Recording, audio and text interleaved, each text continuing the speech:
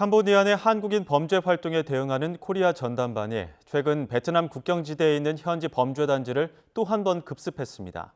로맨스 스캠에 가담한 것으로 추정되는 한국인 26명이 붙잡혔는데 이렇게 지난 한 달 동안 현지에서 검거된 한국인은 92명에 달합니다. 사회부 연결해 알아보겠습니다. 정현우 기자, 이번에 전담반이 세 번째 작전을 펼친 거죠? 네, 그렇습니다. 당시 영상과 사진부터 보겠습니다. 사무실에서 컴퓨터 등 범행 장비를 챙기고 바깥에는 붙잡은 한국인들을 건물에 줄줄이 세우는 모습입니다. 캄보디아와 한국인 경찰들로 구성된 코리안 전담반이 지난 18일 현지 범죄 단지를 급습했을 당시 모습입니다.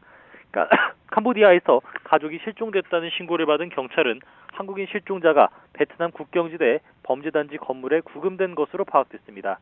전담반은 경비원들이 이동하는 등 베트남으로 도주하려는 것으로 보이는 정황을 확인하고 급습 작전을 이틀 앞당겼습니다. 현지 경찰 40여 명이 건물을 봉쇄하고 작전을 벌여서 로맨스 스캠 범죄에 가담한 것으로 추정되는 한국인 26명을 검거했습니다.